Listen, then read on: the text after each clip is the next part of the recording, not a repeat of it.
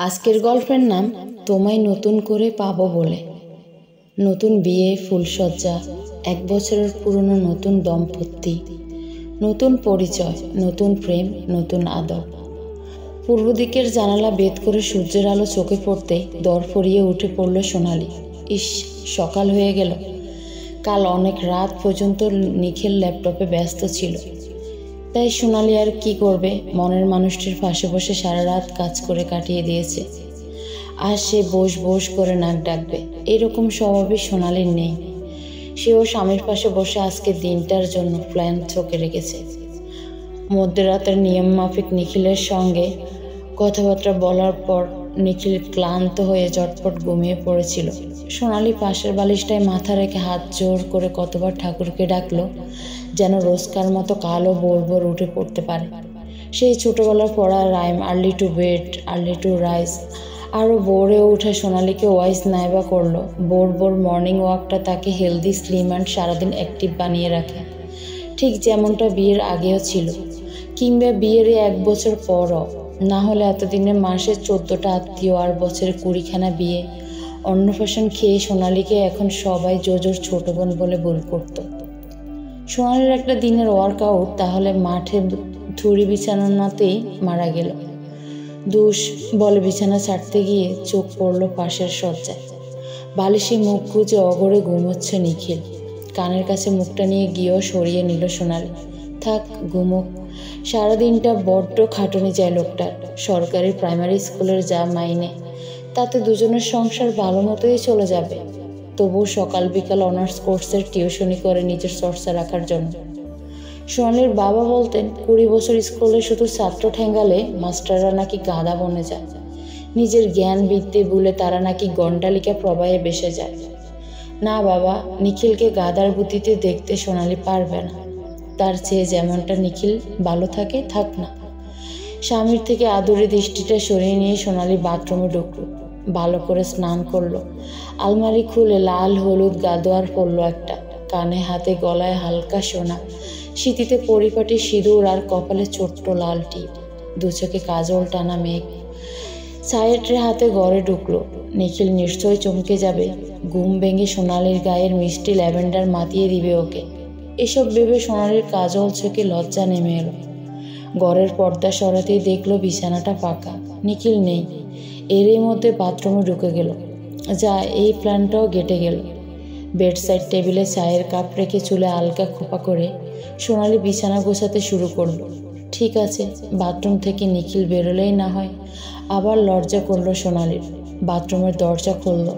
সোনালি বিছানা থেকে নেমেই এ কি, আজও তুমি বেরোবে? জামা প্যান্ট পরে নিখিল রেডি। কেন, কি আছে আজ? শার্টের বোতাম লাগাতে লাগাতে নিখিল জিজ্ঞেস করলো। যা, ভাবলাম আজকের দিনটা অন্তত তোমার মনে থাকবে। সোনালির কান্না পেয়ে গেল খুব, চোখের জল লুকিয়ে বলল, কিছু না, কখন ফিরবে? চুলে চিরুনি বোলাতে বোলাতে নিখিল বলল, আজ 2টো ব্যাচের পরীক্ষা নেব। স্কুলে ম্যানেজিং কমিটির সঙ্গে মিটিং আছে, ওখানেও তাড়াতাড়ি যেতে হবে। দুপুরের স্কুলে খাওয়া দাওয়া বন্দোবস্ত হবে। ও, তাহলে জলখাবার খেয়ে বের হবে তো? কখন বেরোবো? তাহলে চটজলদি কিছু বানাতাম, পরোটা বা লুচি করব, খাবে? না না, অত সময় নেই, তুমি বরং দই দিয়ে একটু চিড়ে মেখে দাও। অভিমান কখন যে 2 চোখে বৃষ্টি নামিয়ে দেয়, কাজল মেঘ লেপটে যায় চোখের চারিদিক। সোনালি কি না ভেবেছিল আজকের দিনটাকে নিয়ে।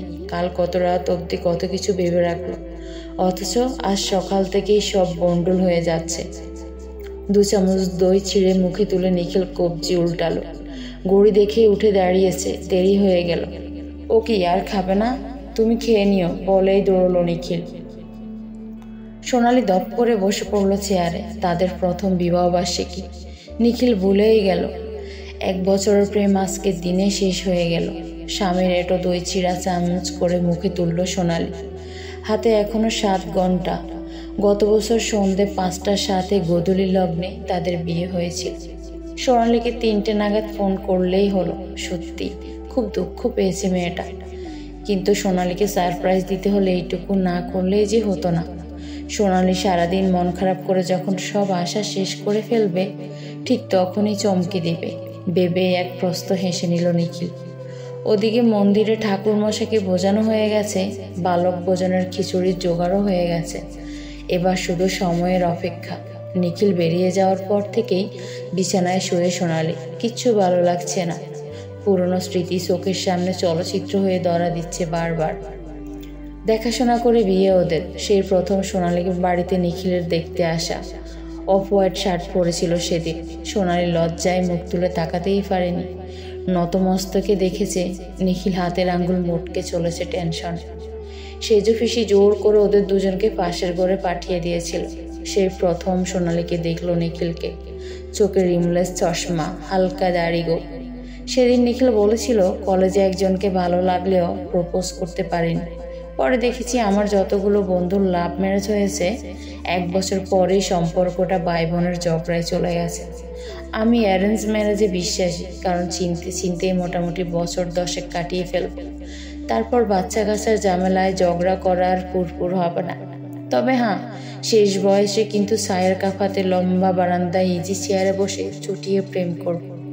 আসলে কি বলতো, সব জিনিস প্রথম থেকেই পুরোটা পেয়ে গেলে সেটার প্রতি আকর্ষণ চলে যায়।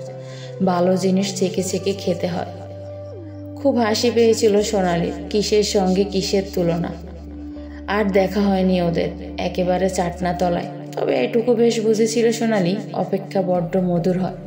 বিয়ের দিন শুরু থেকে ঘটে যাওয়া এক একটা লোকাচর শেষে বরের প্রবেশ। সেদিনই সেই নিখিলকে বর বেশে দেখা। সব কিছুতেই ভালো লাগা মিশেছিল। এই একটা বছর নতুন বিয়ের গন্ধটা শুকেই যেন কেটে গেল হঠাৎ।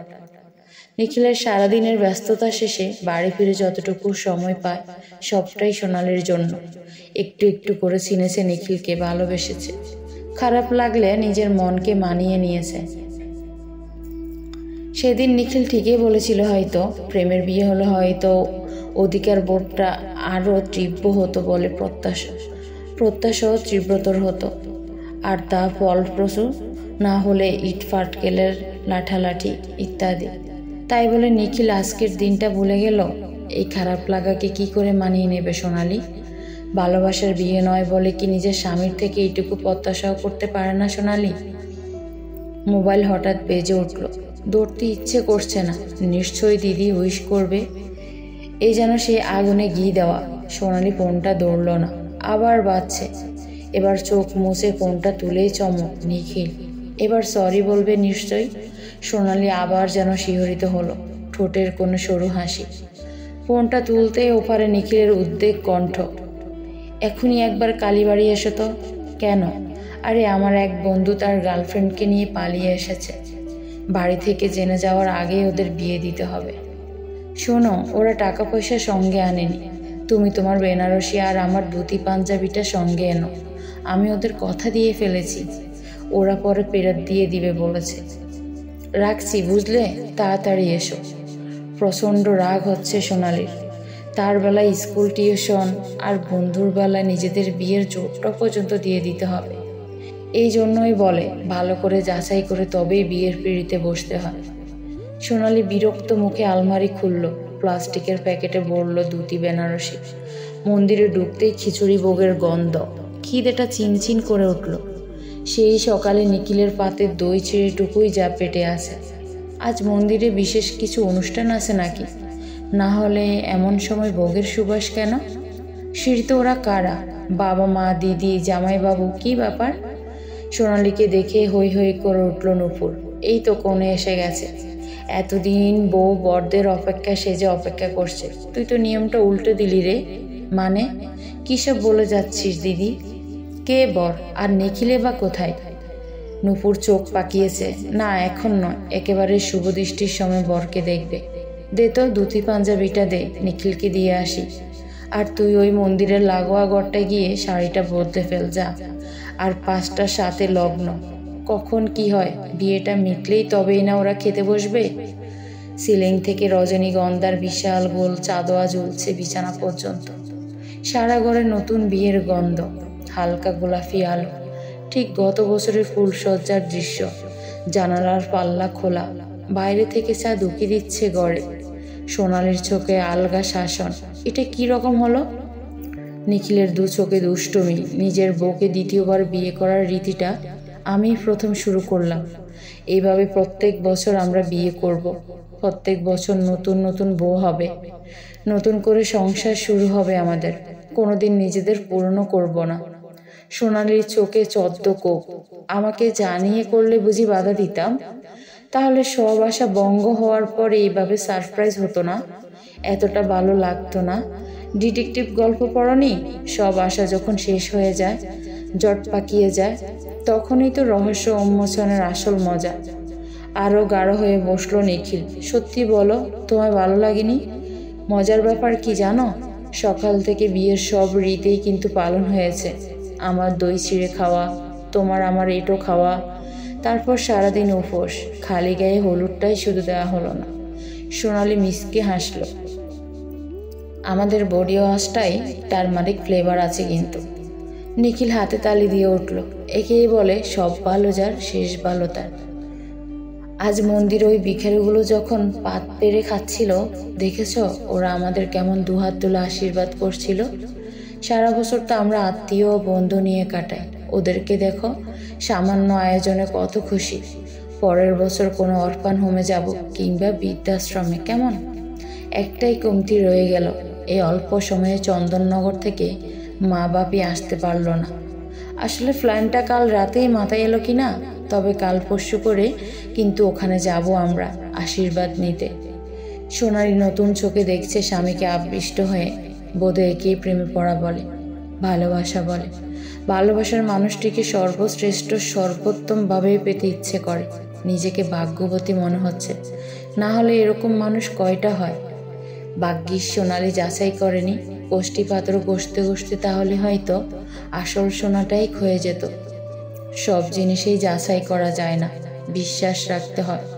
বিশ্বাসেই তো বস্তু মেলে, তর্কে তা বহুদূর। সোনালি প্রসঙ্গ উল্টালো। তার বাবা মা দিদি, ওই তো আজ সকালেই তোমার মিথ্যে বলে যে বেরোলাম সবাইকে কনভিন্স করতে। না হলে আমি একা সব কিছু পারতাম বলো? তাছাড়া বাবা না এলে কন্যাদান করতেন কে? তুমি আমার স্ত্রী, এই সত্যিটা যেমন বদলাবে না, তেমনি তুমি বাবারও মেয়ে। এই চরম সত্যিটাও আমার অস্তিত্বের ছায়ে কোনোদিন ডেকে যাবে না। এবার বলো, হানিমুনে কোথায় যাবে? মানে সেকেন্ড হানিমুন? সোনালি লজ্জা পেতে গিয়েও থমকে গেছে। আর লজ্জা পেয়ে কাজ নেই। সোজা জড়িয়ে ধরেছে নিখিলের গলা। কেন? যেখানে গতবার গেলাম মন্দারমণি। বিয়ে যখন প্রত্যেকবার একই বকে করছো, তখন হানিমুনের জায়গা বদলাবে কেন? আমাদের ভালোবাসার কোনো কিছুকেই আমরা পুরনো হতে দেব না কোনোদিন। তাহলে চলো, কোথায়? আজ মন চেয়েছে আমি হারিয়ে যাব তোমার সাথে নতুন করে। ফুলসজ্জে হারিয়ে যাচ্ছে 1 বছরের পুরনো নতুন দম্পতি। গরময় জোরে রজনীগন্ধার সুবাস, সেই সঙ্গে আরও কয়েকটা গন্ধ। নতুন পরিচয়ের, নতুন বিয়ের, নতুন প্রেমের, নতুন আদরের।